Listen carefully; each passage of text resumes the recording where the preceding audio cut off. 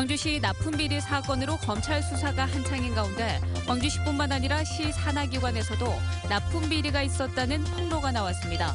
핵심 역할을 한 것으로 보이는 윤장현 시장의 전 비서관이 체포됐습니다.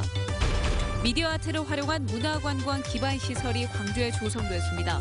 지방에서는 처음으로 홀로그램 전용관도 들어섰습니다. 한국과 중국의 친환경 자동차 기술의 흐름을 한눈에 볼 수 있는 광주 칭화 자동차 포럼이 이틀간의 일정으로 개막됐습니다. 해남과 무안, 나주에 이어 장성에서도 조류 인플루엔자 의심 신고가 접수됐습니다. 여러분 안녕하십니까? 광주시 납품비리 사건으로 경찰의 수사가 한창인 가운데 광주시뿐 아니라 시 산하기관에서도 납품비리가 있었다는 폭로가 나왔습니다. 비리의 핵심 역할을 한 것으로 보이는 윤장현 광주시장의 전 비서관은 어젯밤 검찰에 체포됐는데요. 검찰 수사의 칼끝이 어디까지 향할지에 이목이 쏠려 있습니다. 송정근 기자입니다. 광주시 산하기관인 교통문화연수원입니다.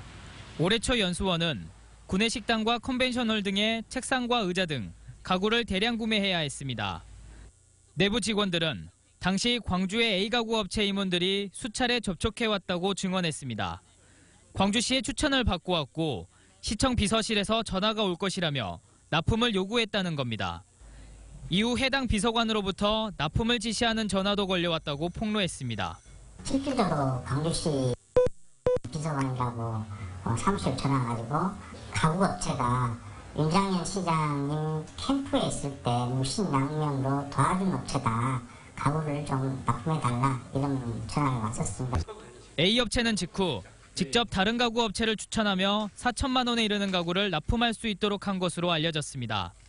이 과정을 윤장현 시장 선거 캠프의 조직본부장이었던 연수원장도 도왔다는 게 직원들의 주장입니다.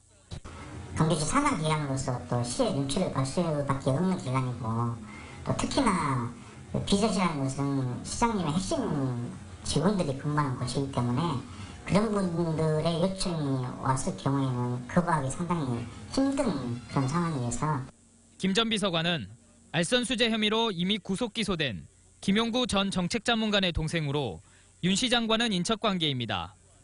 현재 검찰은 김 전 비서관을 뇌물수수와 직권남용 혐의로 체포한 상태입니다.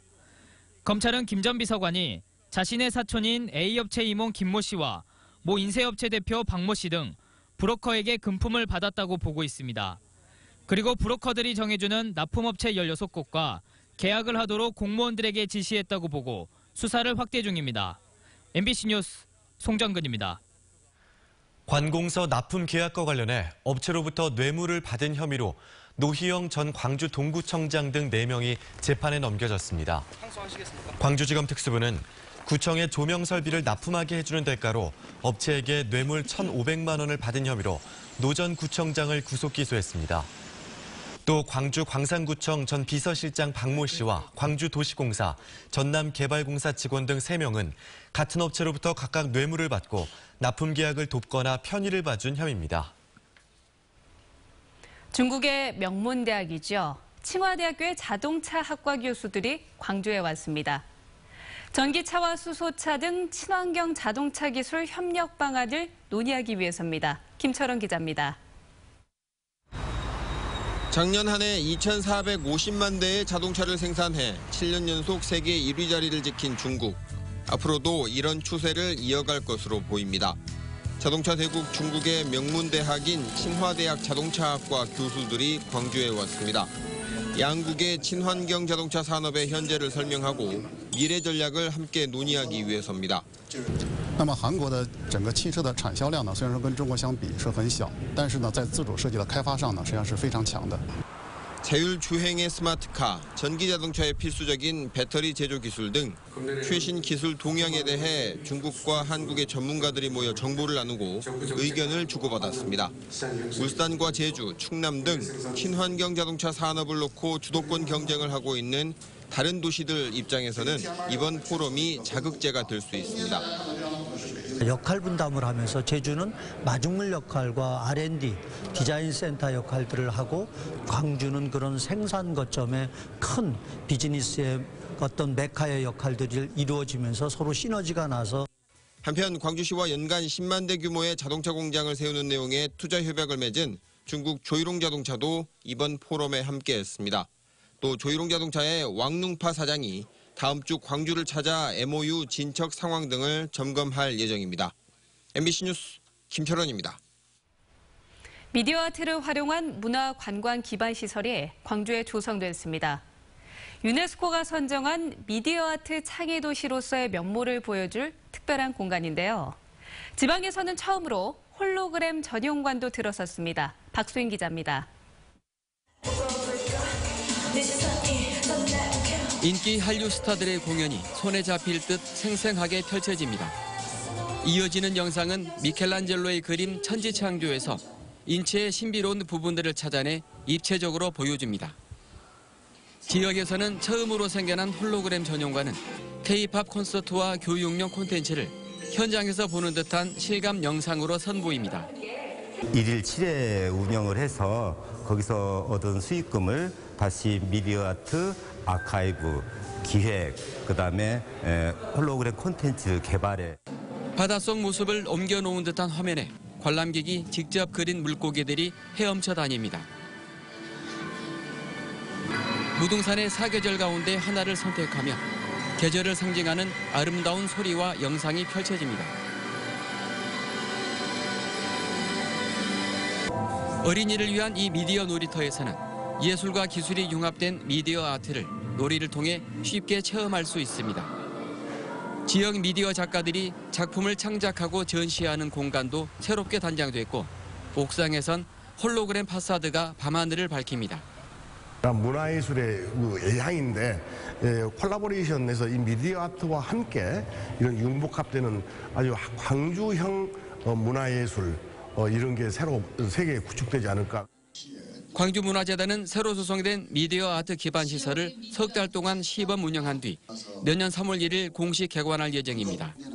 또 내년부터는 미디어 아트를 선도할 기술센터 건립과 특화 거리 조성을 구도심 지역에 단계적으로 추진할 계획입니다.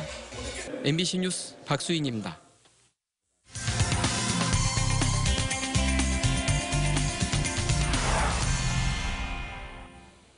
심장마비 환자에게 전기 충격을 가해서 소생시키는 장치를 자동 제세동기라고 하죠.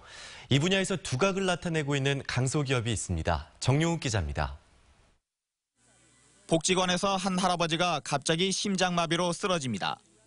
복지관 직원들이 자동 제세동기로 심장에 충격을 주는 응급처치를 하자 할아버지가 의식을 되찾습니다. 응급의료기기 전문 기업인 이 업체는 자동 제세동기가 주력 상품입니다. 제세동기를 생산하는 지역 내 유일한 업체로서 국내 조달 판매 1위를 달성했습니다. 해외 40여 개국으로 수출하면서 지난 한 해 동안 100만 불 수출 실적을 올렸습니다. 인증이 까다롭기로 소문난 일본과 유럽연합, 호주의 인증을 획득한 게 주요했습니다. 성능이나 기술 그런 어떤 인증 조건을 저희들이 저희들이 가지고 있는 기술력을 바탕으로 그런 어떤 요구 조건들을 맞췄기 때문에 심장 제세동기 사용에 익숙하지 않은 일반인이라도 음성 안내에 따라 손쉽게 작동할 수 있도록 한 게 매출 증대로 이어지고 있습니다. 심장이 정지한 뒤 4분 이내에 응급 조치를 해야 생명을 살릴 수 있는 이른바 골든타임을 지키기 쉬운 겁니다. 올해 중소기업 전용 주식시장인 코넥스의 상장에서 대외 신뢰도를 높인 것도 시장 공략에 유리하게 작용하고 있습니다. 자금 조달에 있어서 조금은 더 용이할 수 있는 이런 부분들이 있기 때문에 직원들, 그러니까 대내외적으로 저희들이 좀 장점이 있다라는 판단을 가지고 심장 제세동기는 국내에선 공공기관이나 다중이용시설 등에 의무 설치해야 하고 미국 등 선진국에서는 가정용 비치 생활기기로 인식하고 있어 시장 전망이 밝습니다. 응급의료기기 시장이라는 틈새 시장을 파고들어 시장 안착에 성공한 지역 중소기업이 이제는 글로벌 시장의 문을 본격적으로 두드리고 있습니다. MBC 뉴스 정용욱입니다.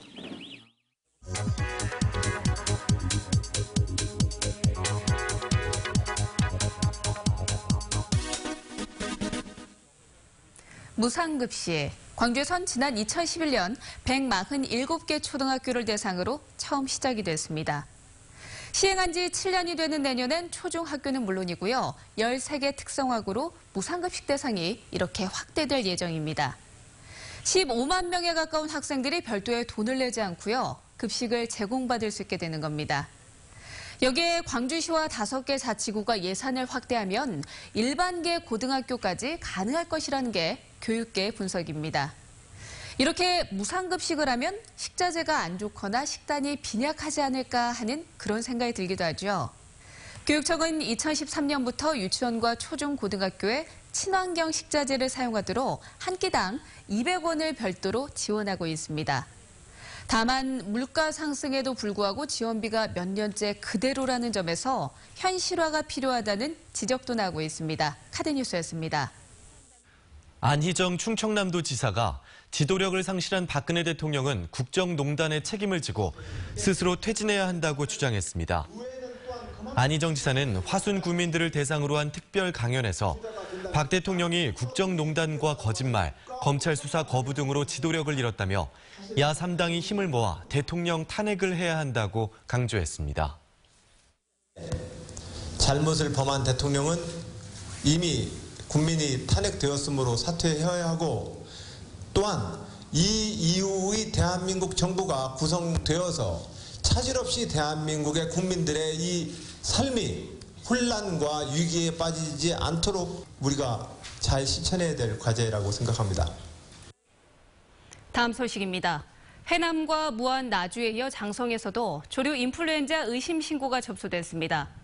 전라남도에 따르면 장성군 남면의 한 산란개 농장에서 닭 20여 마리가 폐사해 AI가 의심된다는 신고가 접수됐습니다.